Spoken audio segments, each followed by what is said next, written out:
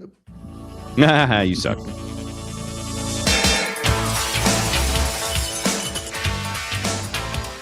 It is time to leave your worries outside and laugh with us inside the Treehouse.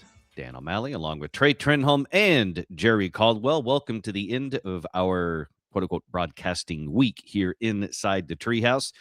Today we are starting with Stupid Newsapalooza. We also will jump into revisiting the flock camera debate because there's been some new information that has come to light that we want to dig into. But first, let's start with one of the most terrifying headlines I have ever heard in my life. A 70-year-old mushroom picker had his head torn off in a bear attack. This makes me want to never go outside ever again. Not that I've ever been tempted to go mushroom picking, but look, we just did that waterfall tour the other day in the hills / mountains outside of Portland. And I wasn't really worried about any bears because there's just way too many people in the areas that we were. But trust me, it was in the back of my mind because I had seen this headline that Trey sent earlier in the week. You don't know where bears are. They're sneaky. You're right. I don't. And I also know that they're freaky fast. Mm-hmm. Mm-hmm. Oh, yeah. You can't outrun a bear. Do not let their size trick you. It's kind of like Jerome Bettis, the old running back from the Pittsburgh Steelers. That was a big dude, but he could move. He was like a bear, big old grizzly bear. He will run your ass down and chew you up. And he might have actually, because he might have been hungry. But a man has died after having his head torn off by a bear while picking mushrooms in a Japanese forest. I'll admit to you this. When I hear stories about this, A, I'm terrified. B, it's sad. It's extremely sad. And 4, I'm really glad this didn't happen anywhere near where I live. Right. I was surprised. I just don't think of Japan having, ferocious bears. Clearly they do. I'm with you. I mean, look, this is good old-fashioned American ignorance. I don't think about Japan like that, like you just mentioned, Trey. Like if there's a bear problem, I'm thinking, when I saw the headline, I thought Alaska, Canada for sure, somewhere in the northern states. I mean, look, even Texas has its share of black bears and things like that. And I honestly, I don't know how many different species of bears there are, but like obviously there's the main ones. There's the big brown grizzly bears, and which are still it's basically brown bears, black bears. Yeah, brown bear, black bear. That's it. Brown tend to be a little bit bigger. Black tend to be a little bit smaller. But there's smaller black bear species. There's larger black bear species. Same with the brown bears. All I know is if I see a bear, I don't know what I'm going to do. Buy it a vodka soda. I will do that. That sounds like my best bet. Mm-hmm. Actually, surprisingly, you're supposed to do with a grizzly? Punch it in the face? No. No, you want to make yourself as big as possible and be very loud. This is one of those things where this is where you and I disagree so mightily, Trey. Not really. But I had always heard brown down, black attack. No, I don't know about other brown bears, but I know with grizzlies they say, because grizzlies typically they're not trying to fight you. They're typically like protecting their cubs or stuff like that. It's more of like a show of force, a show of dominance, hence the stand on the hind legs. Mm-hmm. So they want you to run away. Or do you then like just sheepishly cower? You don't. No, you slowly? Like I said, you make yourself as big as possible and as loud as possible. No, you do not run. If you run, you will die. Yeah, exactly. So I know that with any predator, don't run. Don't look. Don't act like prey. Yeah. Yeah, you don't want to play dead with a grizzly because they will eat you alive, literally. See that, and this is what's so difficult about that, because grizzly bears are so big, and if I come face to face with one and it stands up and is in bear language saying, "I'm gonna F you up," it's going to be very difficult for me as a human to be like, "Oh yeah, Right? come at me, bro." You really want to square up with that thing? Yeah, Well, I do not. your options are very limited. They really are, and you have to kind of play this out in your head multiple times. You have to kind of prepare yourself if you're going into an area where there may be bears and think, okay, if this happens, I need to do this. I Right. need to do X to survive. You really need to have a safer place to pick your mushrooms.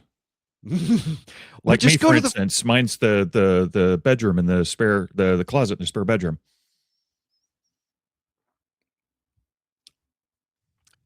you're a mushroom farmer on the inside? If you know, you know. Fair enough. You know, I had a house once. You probably could have grown mushrooms. It was so humid. So yeah, I get that. I just go to Kroger. Yeah, just go to the store, man. You know where I've never been eaten by a bear? Kroger. Skags. Skags. Yeah, I went for a deep pull there. That really is. Food line. That's the one I was gonna do. There you go. Yeah, mushroom picker has his head torn off in bear attack. My God. Wow. Bonus points. If Trey, what's the Cedar Springs store right now? Because I know it used to be in Albertsons, and then I think it was a Tom Thumb, the main one on Cedar Springs in Dallas. That's always been Kroger. Always been Kroger? You're thinking of the one that was on McKinney. That's right. I'm thinking of the one. Pub. Yeah, sorry, my brain just goes to bar. And that's, yeah. Someday they say they're going to open up either a Central Market or, God, I hope, an HEB. But that thing's been sitting vacant now for, man, probably close to 10 years. Holy crap. It's amazing, the piece of real estate like that, and just nothing has happened with it. Well, so there's a story. No, so Albertsons sold off a big chunk of their real estate portfolio to HEB. Mm-hmm. HEB forever said they would never open an HEB in Dallas proper because they didn't want to infringe on their Central Market franchise. Okay. But they also really didn't want to open HEBs in North Texas. Well, obviously, in the last 5 years, they have thrown that to the wind, and they are opening up HEBs left, right, and sideways. So there is hope that maybe they'll open up an HEB there. But the other thing is they can't decide is if they want to build a 20-story high-rise right there on top of the grocery store or what.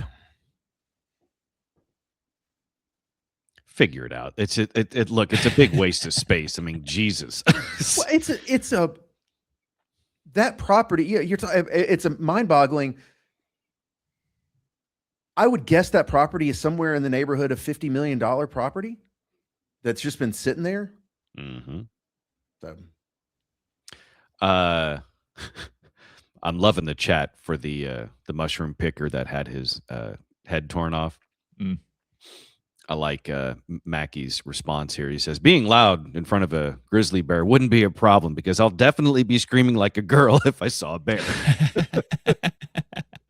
And Marshall seems to be taking the opposite approach. Instead of offering helpful advice if staring down a bear, he wants to give the worst advice possible by saying, just climb a tree. You'll be fine. LOL. I do like Diego's idea here. Just go big and loud like a Karen. That, I think, actually is a phenomenal idea if staring down a bear. Has to talk to its manager. Go full Karen and just channel that Karen attitude. And yeah, that bear will eventually just go, I'm not in the mood for this, and then just walk away. I like that. There was one hike we did. Bear would look at you quizzically when you ask for its manager. Yes, very much like, but I am the area manager. I just checked my LinkedIn profile. It says I'm the head honcho around or here. do what every, the other thing is do what every, seems like dash cam or officer cam video I see now, traffic stops that are going to go awry. If someone goes, I want to talk to your supervisor, get your supervisor here. And for a long time they were kind of okay with it. Now you can tell there's been a switch, and they're like, we don't have to do that. They're like, oh yeah, you do. No, you really don't. We don't.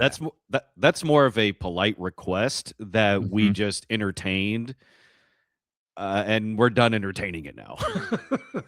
No. Usually when someone's calling for backup, it's because they want the additional hands, and sometimes they want the additional camera footage. Or the additional taser. Also that, yeah.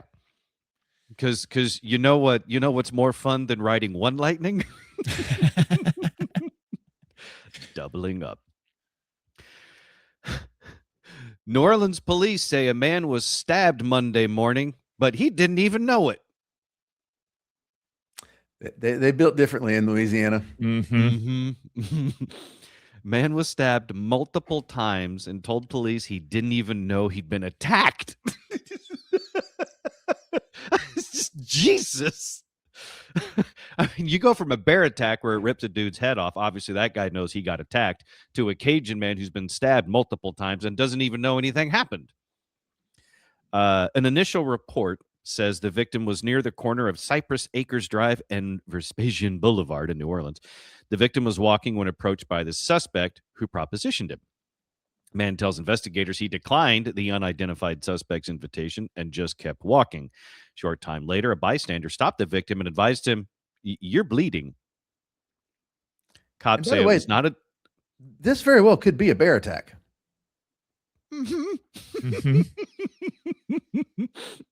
It doesn't give any sort of a physical description of the propositioner. Cops say it was not until then that the man realized he had been assaulted. The victim then discovered he had sustained multiple stab wounds. This is at 7:30 in the morning. Police did not advise the victim's condition, nor what, if any, other circumstances have led to him not knowing he had been repeatedly stabbed. We know what those circumstances are. Yeah, I mean, I will say that back in my drinking days, there were a couple of times in New Orleans that if I got stabbed at 7:30 in the morning, I probably wouldn't have known it either. Ditto.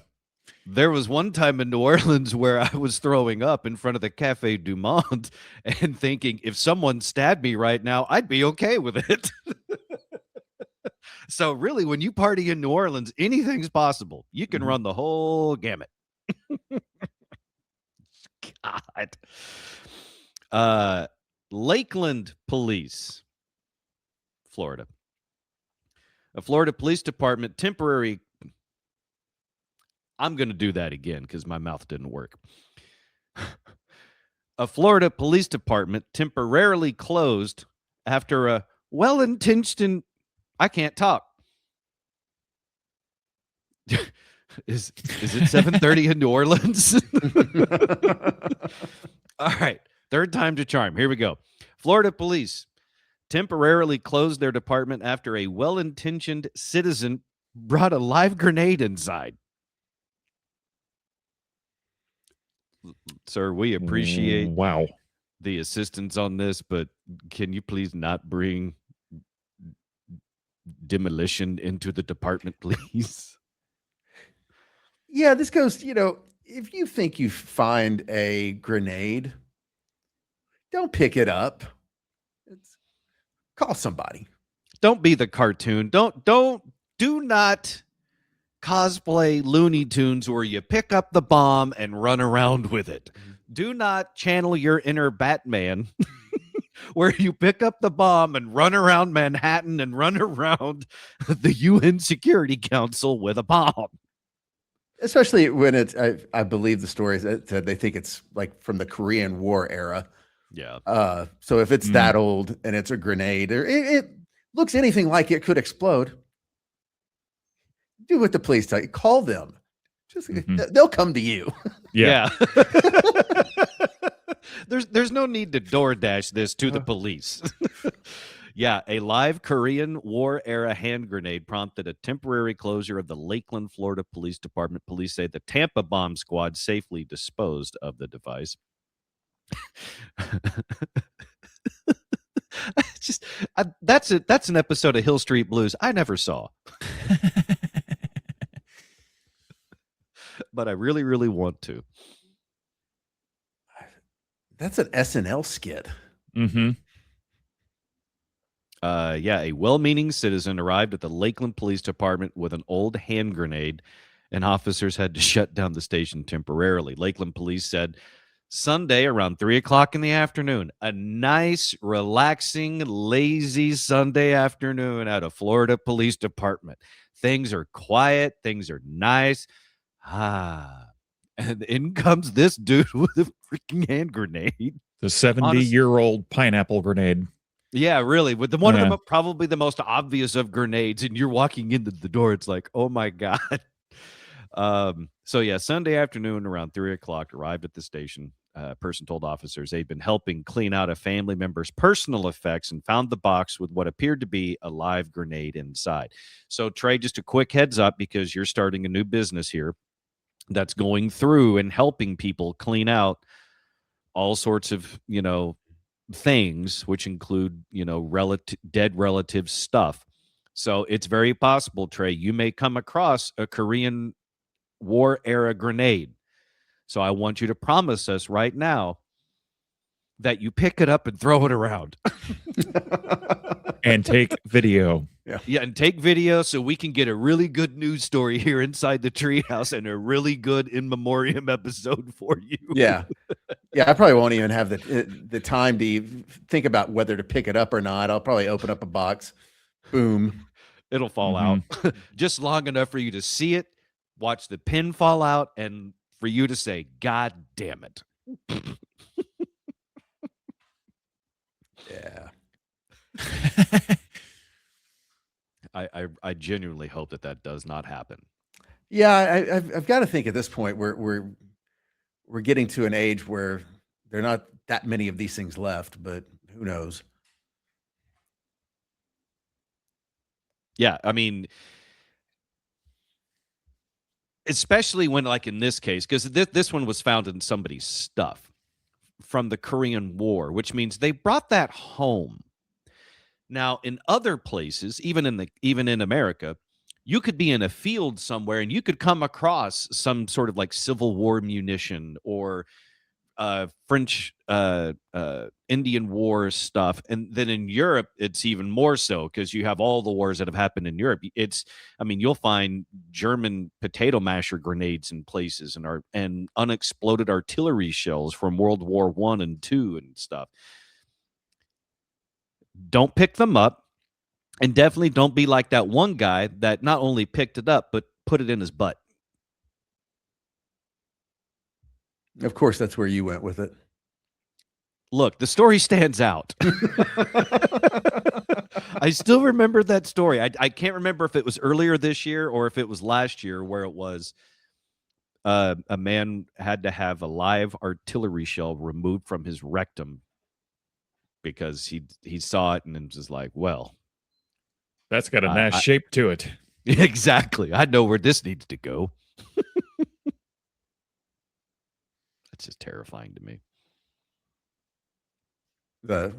Getting something lodged in your ass, or sure. Sure, Trey. I don't have enough energy to fight you on this. I'm gonna be like, yeah. The jaws of life had to be used to free a woman from a crash. Then she was hospitalized for a 0.4 blood alcohol content. I mean, if you're going to go big. Yeah, that's impressive. On August 16th in Washington State, an Olala woman was taken to St. Anthony Medical Center after crashing into a ditch. According to the Kitsap County Sheriff's Office, post on Facebook, Fire and rescue say the crash occurred around 6 o'clock in the afternoon. After arriving at the scene, fire and rescue used the jaws of life to take the roof off the woman's car and pull her out. Upon transfer to the hospital, the woman had her blood drawn to determine BAC. The blood draw results showed the woman's blood alcohol level sat at 0.4. Jeez. Especially on the heels of celebrating 10 years of sobriety, I have pondered this, that at my peak, I wonder what my highest BAC was ever. That's a great question. I'm trying to remember. Did you do the Dallas County Sheriff's Office roadside sobriety testing back in the day when we were at CBS Radio? Mm-hmm. Did you do that night with us? Jerry, do you know what we're talking about? Say no. Mm-mm. No, so I don't. Many years ago, the Dallas County Sheriff's Office, I mean, they do this all the time. They have to do roadside sobriety testing for new officers and continuing training for existing officers, right? Right. And so in order to do legitimate, real lifestyle roadside sobriety testing training, they have to get real people drunk in order to do it. So why not just get the folks that are already practiced at that part? Sort of. So a lot of times it's other officers that will volunteer for it. Sometimes it's friends and family of officers that they'll call on to do it. And sometimes they just call the radio station that they know is full of drunks, be like, "Hey, you guys want a party?" And we're like, "Yeah." So this was back when the Dallas County Sheriff's Office had its little facility on 35 in Dallas, like close to downtown. I think it's now or it was at one point like a Mavericks facility. Mm-hmm. But anyway, at one point DCSO had a little office in there. And so all we had to do was go from the radio station, which was just up the road, drive down, it's BYOB, you bring your preferred stuff. And then it's a very formal, regimented thing where they have you in a room and you're just hanging out drinking. And then at a couple of different times, you get pulled into another room to get sobriety tested, but doing like all the exercises and things. Trey, do you remember that night, what you blew? Actually, I don't think so. I remember doing something that was in the morning, but maybe I did that. Trey, that was just your Saturday. No, there was. I mean, you're not wrong, but there was one.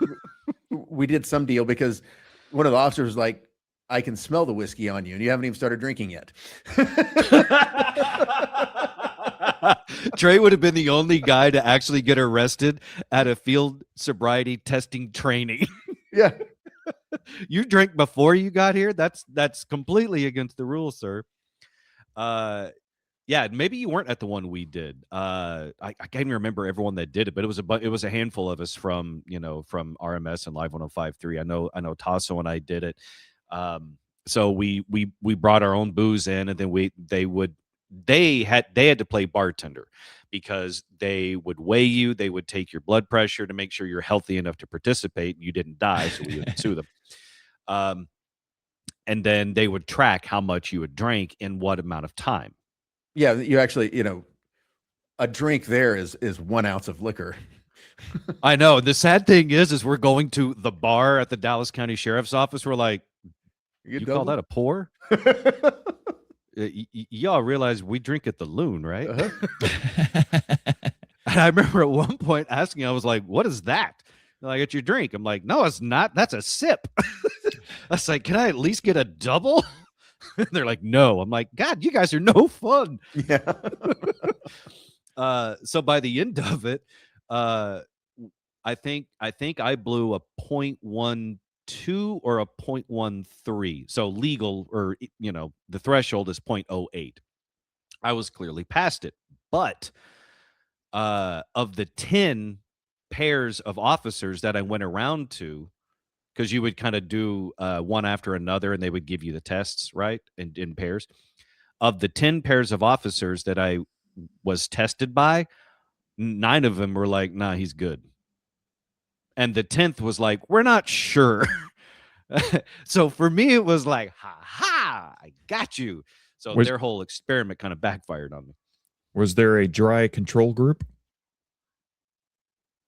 There were a couple of curveballs in there. Yeah, there was someone who had not been drinking, and then there was one other person who had not been drinking, but was on some sort of like, I don't know if it was like a mood stabilizer pill, some type of prescription. And they said, we think she's under the influence. And then she was like, well, I haven't been drinking. And then they were like, well, what else? It was like, so that was the additional curveball they threw at them. Nowadays, this was 20 years ago that this happened. So by today's standards, it's more common to say, under the influence versus drunk driving, because there's so many other influences out there that people might have issues driving on. That was a fun night, though, especially when after we were done drinking at the Dallas County Sheriff's Office, we actually went out drinking afterwards for the real drink. I miss those days. Just poor decisions. Drinking with DPD was a lot of fun at one point. Yes, it was. Especially when you had your own DPD cab. We called it Duber. That was always the best thing ever. Just rolling up to a crowded bar, and everyone would freak out because there's a cop car, and then you just get out like, hey, what's up? Oh, it was so much fun. I can't tell you how many times we would be at the Blarney Stone, R.I.P. Blarney Stone, on Lower Greenville, and we'd get a text, be like, hey, are you out? And be like, yeah, we're at Blarney Stone. Okay, I'll be by in 5. And we're sitting at the bar just hanging out doing show prep, and in comes one of our Dallas cop friends in full uniform, and everyone in the bar just starts flipping out like, and we're like, hey, Fred, come on in. Well, there was one point, one officer we knew, he didn't even have to be working. You could just text him and he would arrange for somebody else to come get you. Mm-hmm. Not only come get you, but beforehand, you could also park in the official DPD parking spots on Orem. God, you're right, man. I miss those days. So after I'd get off the air on Live 105.3, like on a Saturday night, the show would end. At this point, like this was when we were on, and I think we were off the air at like 10 o'clock. So we'd go out afterwards. We had a standing invitation on Lower Greenville. There's Orem, that little side street where Dallas police would congregate, and that would sort of be their little base of operations on Lower Greenville at the time. This is early 2000s. And they just told us, yeah, just come in and park behind us. We're like, really? They're like, yeah. Like, okay.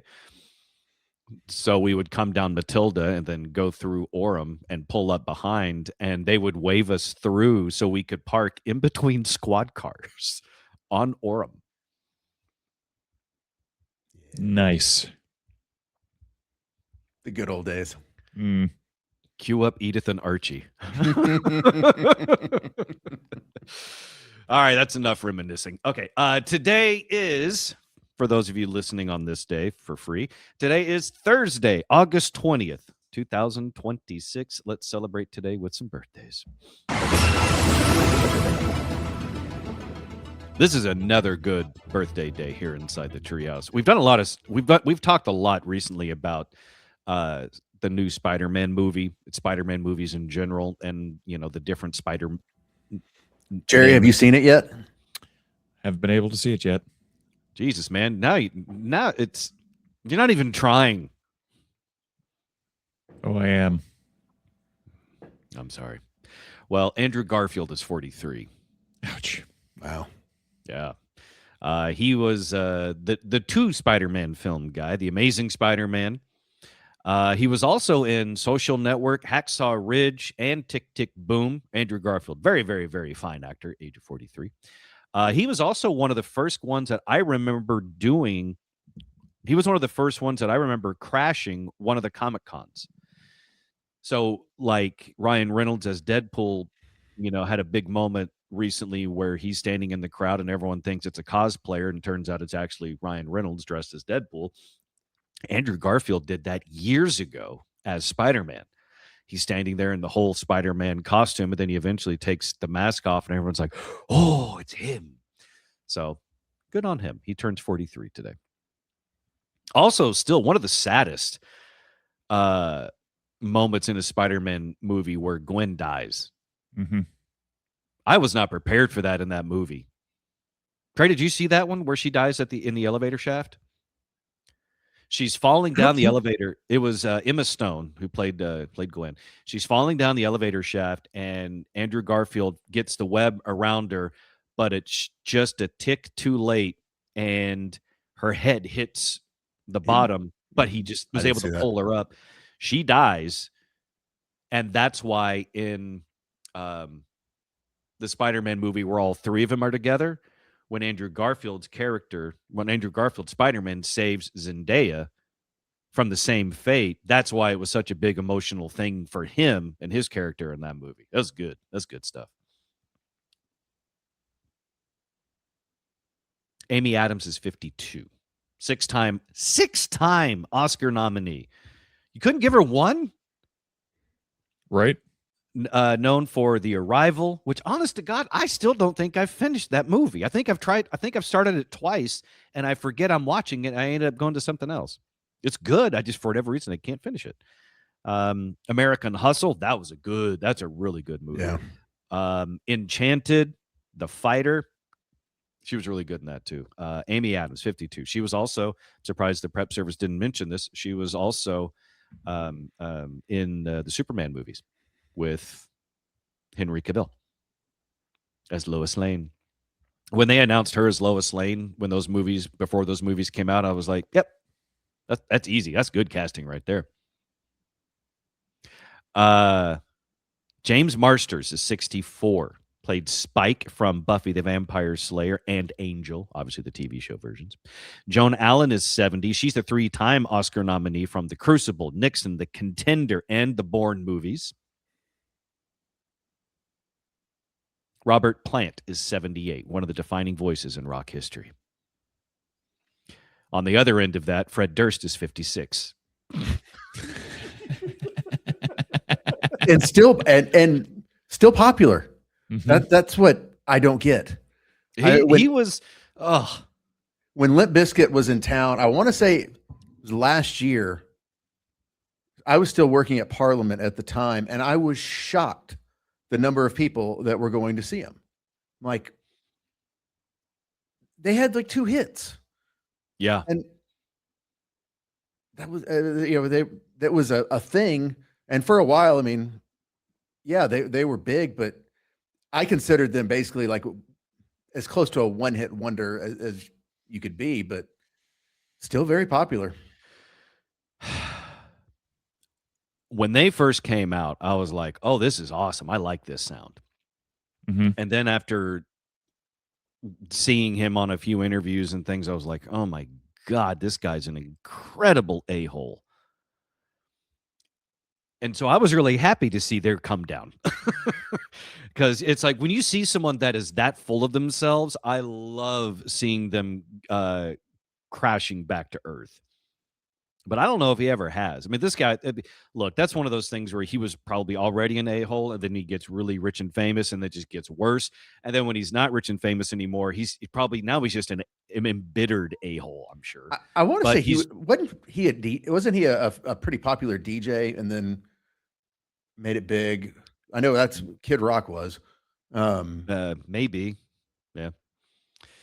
Demi Lovato's 34. We need to mention Dimebag Darrell. He would have been 60. Died back in 2004. Isaac Hayes would have been 84. I mean, this is a stacked day with birthdays. And I'm building up to the final one. Turning 55 today. He went from Short Round in Indiana Jones and the Temple of Doom and Data in The Goonies to winning an Oscar nearly 40 years later for Everything, Everywhere, All at Once. And now he is seemingly everything, everywhere, all at once. Ke Huy Quan, 55 today. Such a good movie. I still haven't seen that one. I need to see it. So good. Which Everything, Everywhere, All at Once? Yeah. Honestly, first time I watched it, I did not like it. And then I went back and watched it again. And then I loved it. but it's a lot to take in. It really is. The title is very apropos. They are stuffing your brain full of shit. There are things that you're like, the second time around, go, okay, I get it now. Where first time you may not have processed it all.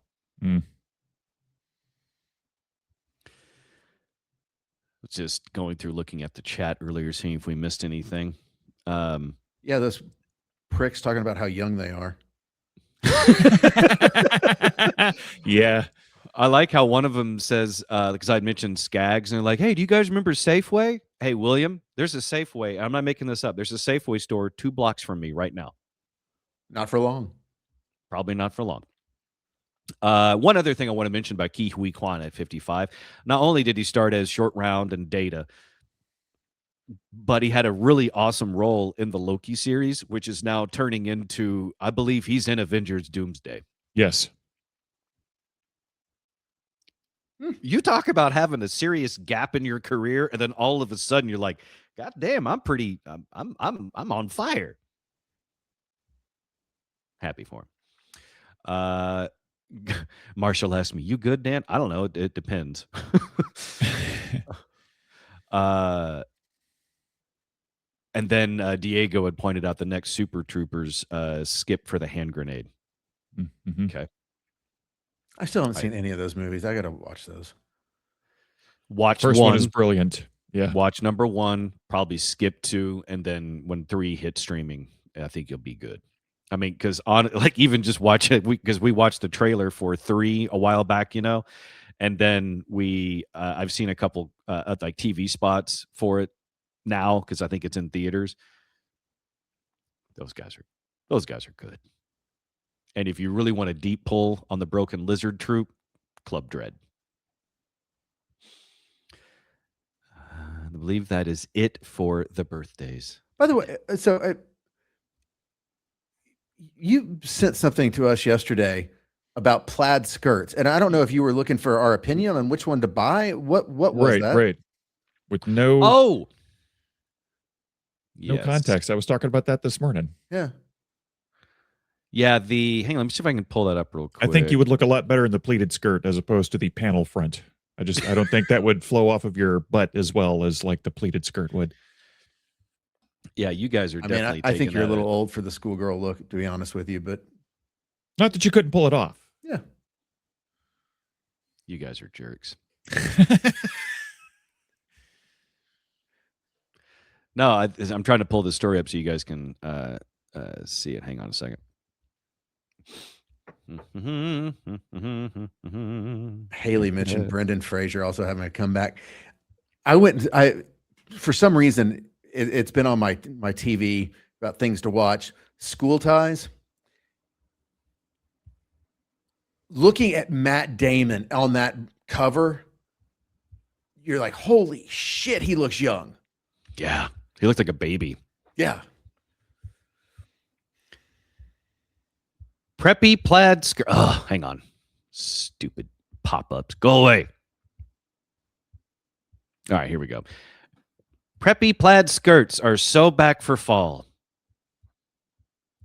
I figured you guys would just applaud it just because the a bunch of hot women are going to be walking around in plaid skirts, to which I kind of expected we'd all do a yay, this is nice. Yeah. Oh, absolutely. I don't know. This wasn't permission for me to wear them. We were given no context. Where did you think we were going to go? I honestly thought you were going to go with, oh yeah, this is a great news. Instead, you're like, is Dan looking for like a virtual try-on? Yeah, I mean, the one on the left, I thought would be the cutest on you, but I didn't know schoolgirl outfits ever went out of style, to be honest. But to us, no, they haven't. As long as they're not high-waisted mom jeans, I don't care. Anything but those. Thank you. I bring back the lowriders with a little bit of a thong on the side. That's See, you say that, and then you see one and you wish you hadn't. And case in point was just a few days ago, we were walking down the street, and a woman was riding a bicycle in some low-rise jeans, and her whale tail is sticking out over over the jeans, and I wish I hadn't seen it, because the other things sticking out were honestly looking like Brendan Fraser in The Whale. There's always going to be those casualties, but in general, collateral damage. Right. We'll take it for the ultimate goal. Innocent bystanders, you're going to see something like that, but the other end of the spectrum makes it all worthwhile. Absolutely. That is true. So occasional rubber band wrapped around a can of biscuits. It's yeah, exactly. So there is good news if you walk into a Starbucks when it starts, feeling like fall, or honestly in the summer too, because the skirts are still going to work. If you walk into a Starbucks and see a lovely person in a short plaid skirt, say hi, Dan. Fuck you, goddamn. I really do hate you sometimes. All right. Because you are a PSL fan. Mm-hmm. I am. I do love a good pumpkin spice latte. I'll admit it. I resisted it for a good long while, but then eventually I was like, you know what? I'm now getting to the age where I don't care. By the way, I want what I want. What Haley wants is for Dan to be in a schoolgirl outfit doing a lip sync to Hit Me Baby One More Time. And we have a number of agreeances in the chat. Okay, I don't care how much money per month you people pay.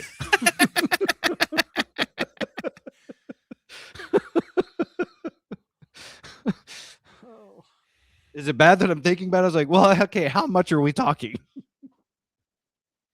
Yeah, I'm curious about that too, because we're talking about things you can't unsee. Look, we've seen Jerry in full cross-dressing lingerie doing the thing from Rocky Horror Picture Show. We haven't. His part of we has not. Yeah, we have.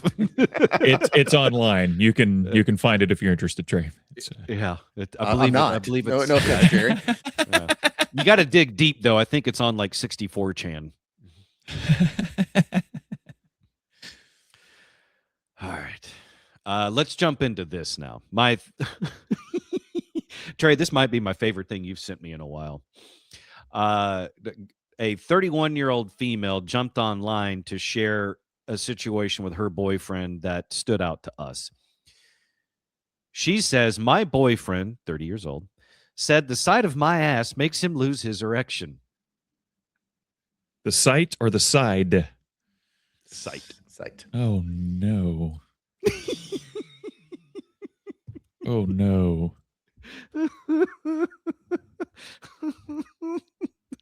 I love that people go online and say the dumbest things and share the most intimate of things. My boyfriend said the sight of my ass makes him lose his erection. And I'm the fact that this is even, she's asking whether she should break up with him or not is mind-boggling to me. I'm quite sure if I ever told a woman that I was involved with, I would get punched and then left. There would be no should I break up with him? Right. No, it'd be pretty instant. It'd be pretty immediate. And ironically, she would drop you on your ass. Yeah. But no. We're dealing with a different era of human here. And this is where I'm surprised. This is where it's like on that cusp. It's young millennial, old Gen Z type of thing. So you know how like you guys are pure Gen X, right? I'm technically Gen X, but I fall in that window of Zennial where it's like, I don't know, 78 to 83 is like this little overlap situation because I was born in 79. What I mean is, and that's where you carry a little bit on both sides. I don't know if Gen Z and millennial have that sort of overlap, but that's kind of what this reads like. As a 31-year-old female, when your boyfriend says the sight of your ass makes him lose his erection, the fact that you didn't dump him immediately is shocking to me. You need to show it to him one more time as you go out the door. And smack it. That's clap right. it. You clap and walk, right? So then she goes into then explaining her position. My boyfriend and I recently had a pretty major disagreement, and I'm looking for outside perspective because I can't tell if I'm being overly sensitive or if this would seriously affect other people too. At a certain point, you don't need to know what other people think. You just need to know how something makes you feel. If it makes you feel bad, don't let it happen. She continues. My boyfriend is extremely into fitness and has always been very open about his physical preferences. He said things like the average non-gym rat female body is unattractive to the point of disgusting to him, and that he's only attracted to fit women with visible muscle definition, and that a woman's legs and butt are probably the most physically attractive thing to him. This is an important part of the story here. Remember, she started with, my boyfriend said the sight of my ass makes him lose his erection, and she did not immediately dump him. This next part is really going to throw you. She says, he has also told me that when we first met, he wasn't initially very physically attracted to me because he wasn't initially physically attracted to me, but saw that as a good thing because it made him focus on my personality and mind.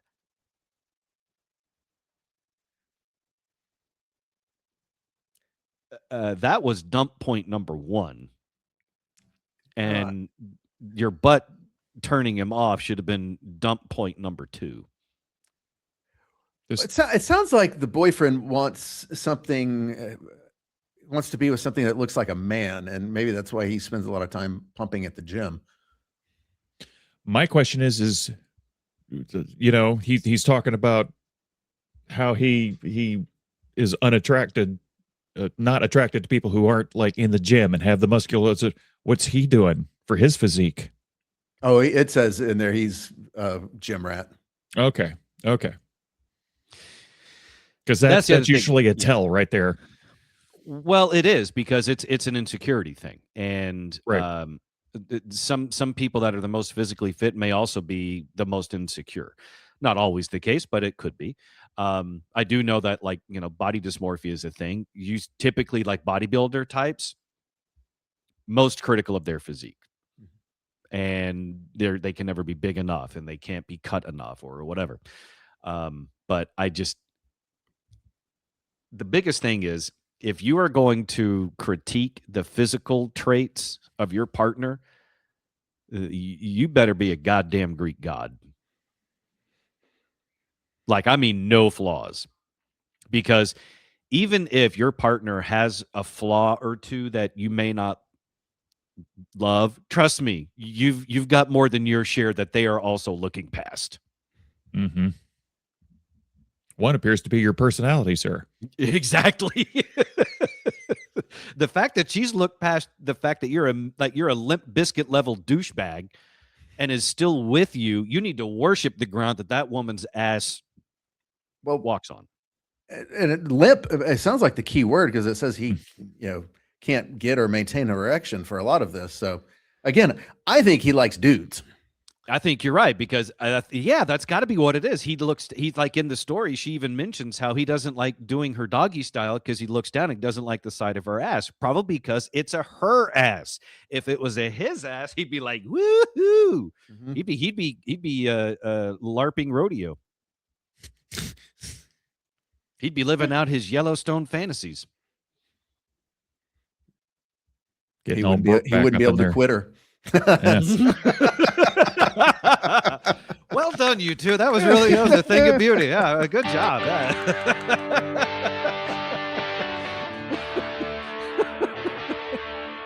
It was fun to see you two come together on that one. Just right there. Good job, boys. Yeah. It's like watching Blades of Glory when they scissor across the eyes. Thanks for hanging out with us inside the Treehouse today. If you loved what you heard, share it with a friend. Hit that share button from your favorite listening platform, and together we can grow the Treehouse Show. And for our ultimate Treehouse subscribers who are in here watching it all happen live, thank you to you guys. We'll do it again next week. Hopefully I'll remember it so we'll start closer to on time.